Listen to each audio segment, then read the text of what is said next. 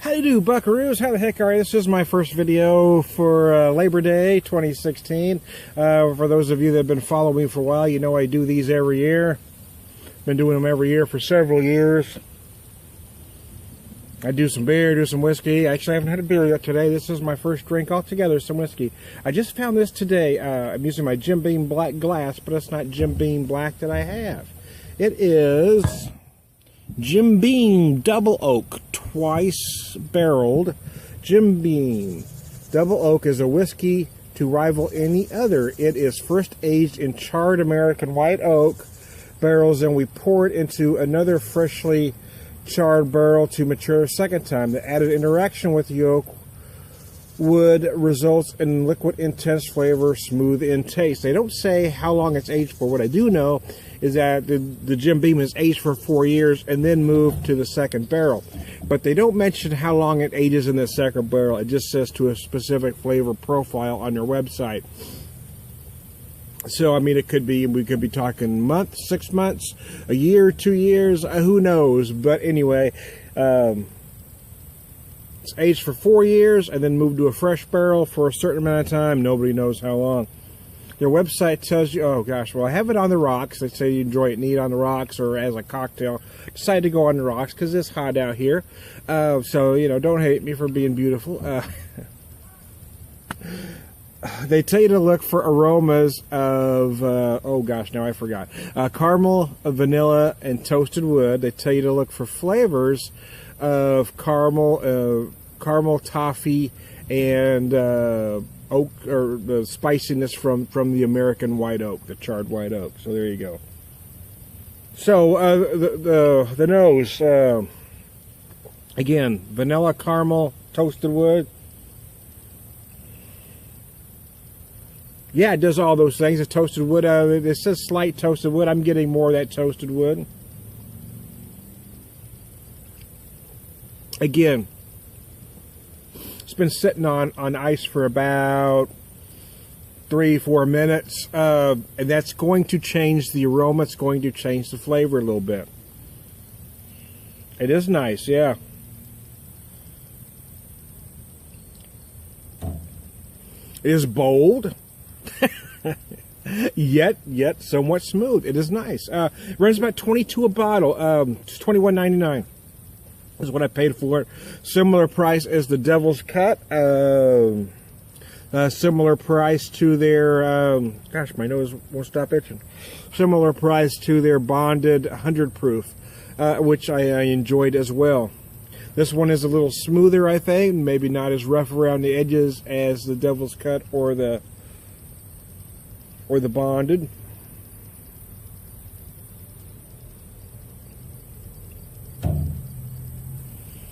So they tell you to look for intense, or I can't remember if they use the word intense or rich on their website. Caramel and toffee notes with some oak spiciness. Yeah, you do get some of that charred white oak spiciness right at the finish. Earlier in the year, I think about March or April, somewhere along those lines, I picked up cold water whiskey from Crown Valley Distillery. That one had very intense, very distinct cinnamon notes from the particular white oak, the Missouri white oak that they use for that particular whiskey. I do feel some of that in here, but in a much more subdued way. I mean, I do feel some spice notes. But it's not quite as intensely spicy as that whiskey was.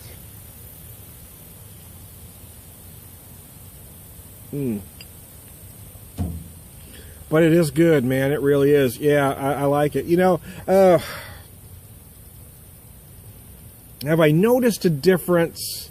Like how I pretend how you're asking me a question. Yeah, I don't know that I've noticed a difference since they've been bought out by Suntory. It does kind of bother me, to be honest with you, but I think it's a difference between... Distilleries are different than breweries. When a macro brewery buys out a craft brewery, every once in a while they stay the same, but not likely. And it depends on the macro that buys them. in my opinion, everything that AB InBev has bought has eventually gone down in quality. Now, some people disagree with me there, but the breweries that I'm familiar with that I've had before the buyout and after the buyout, in my opinion, they've changed. The creativity has suffered and the quality of the beers have suffered. Now, when Duval bought out Boulevard, I don't think they lost step, and they might have gained a little bit because they were able to get distribution, they were able to get to more places. So in that case, I think it helped. Now, I think distilleries are a little different. I don't know that it made a difference. I don't know if it helped or hurt one way or the other. In my opinion, the quality of Jim Beam hasn't changed since the Suntory buyout. And they have come out with some new products since then. Now, I don't know if these products were already in the pipeline to come out because they were already doing other stuff with their signature line. So it's not like they weren't doing anything new at all. They were already trying to come up with new products. But I have seen the bonded and this whiskey since that buyout and some others. So I don't know that it makes a difference, but I don't think you can compare a distillery, a larger distillery buying a distillery the same way with beer, because it really is a different process.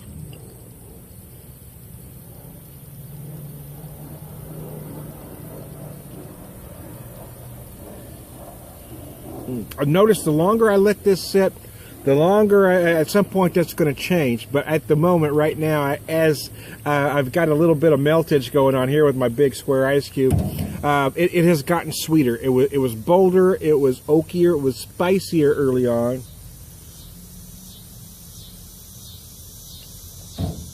And right now with it, I'm at the point, damn flies are about to piss me off.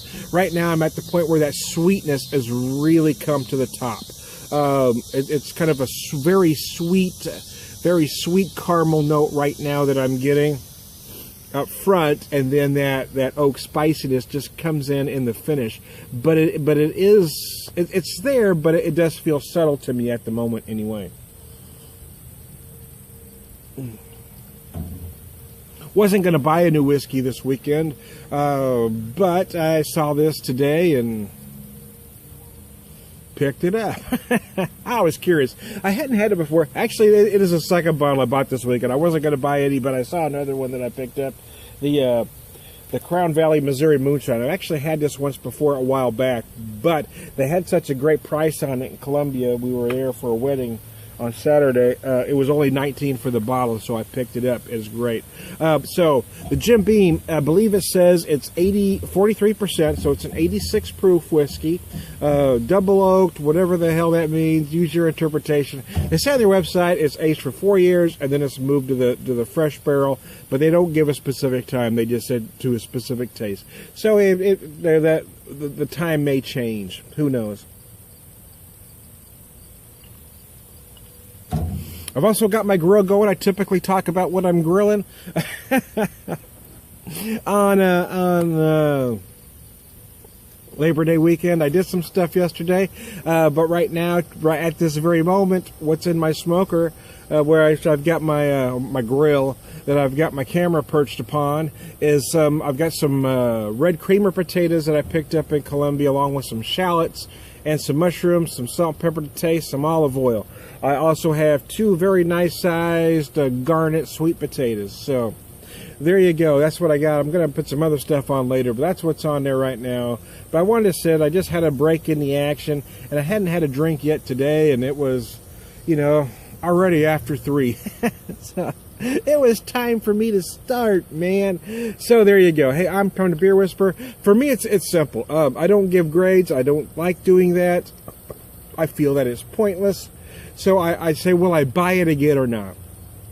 Yes, I will purchase this again. It is interesting enough for me to want to buy the product again. Now, by the time I get to the end of the bottle, who knows? But I'm thinking my mind isn't going to change. I find it interesting. I find it nuanced for only $22 a bottle. I think it really is a deal for that price.